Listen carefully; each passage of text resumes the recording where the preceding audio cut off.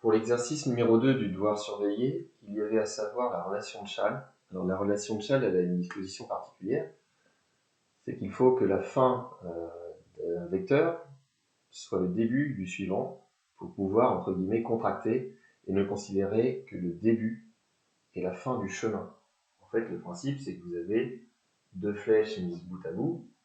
Là, vous avez le point A, ici le point N, ici le point N, et quand on suit les chemins AN suivis immédiatement de NN, si on résume, parce que c'est ça l'histoire des vecteurs, on résume le parcours en le vecteur AN. Et faire deux flèches à suivre, c'est matérialisé par le signe plus. C'est deux enchaînements de translation. Voilà pour la relation de Chasles, à savoir normalement par cœur ou juste à comprendre. Ensuite, l'opposé d'un vecteur, l'opposé du vecteur AB, peut aussi s'écrire BA.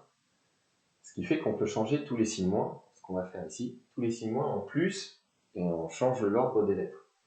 Et troisième point, qu'on fasse U plus V ou V suivi de U, on obtient exactement le même vecteur.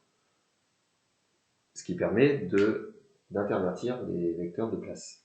Ce qu'on fait pour la première, CF plus BC, on n'a pas la bonne configuration. Donc si on écrit BC en premier, vous vous retrouvez avec BC plus CF, et là, la fin de BC est égale au début de CF. On peut, entre guillemets, enlever la lettre C, c'est pas ça qui se passe, mais concrètement c'est ce qu'on fait. On ne garde que le début et la fin, sans considérer qu'on est passé par le point C. On trouve BF. Pour la deuxième, il y a le moins qui me gêne. La relation de Chasles, au départ, c'est avec un plus. Si on veut l'utiliser avec un moins, il faudrait aussi un signe moins ici, le même signe. Moins MC, donc j'ai réécrit tout, sauf moins MC que j'ai transformé en plus CM. Ensuite, ce sont des histoires d'association. Il faut que j'arrive à le début de l'un, par exemple, on peut mettre BA, suivi de AC. Il faut faire attention à ce qu'on utilise. Suivi de CM, suivi de MN. Alors normalement, nous, la relation de Chasles, on a vu avec deux vecteurs. Donc BA plus AC, ça ferait BC. CM plus MN, ça ferait CN. Sauf qu'on peut le faire à l'infini, cette relation-là. Vous voyez, vous avez la même lettre ici et là, ici et là, ici et là. C'est comme si on ne retenait que le tout début du parcours. Parce que là, il y a 4 flèches qui sont construites les unes après les autres. Et on termine par N, ce qui donne BN, en une seule étape. Si vous voyez que la fin du premier est égale au début du deuxième, et ainsi de suite, il n'y a plus qu'à considérer le tout début et la toute fin. Voilà pour le numéro 2. Pour le troisième, premier réflexe, on change les moins en plus l'opposé. Donc plus FB, FB étant l'opposé de BF. Mais il faut que les choses restent égales.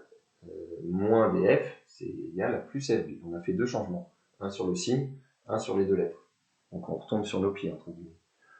Une fois qu'on est là, il faut essayer de regarder, après c'est de l'observation, les associations possibles.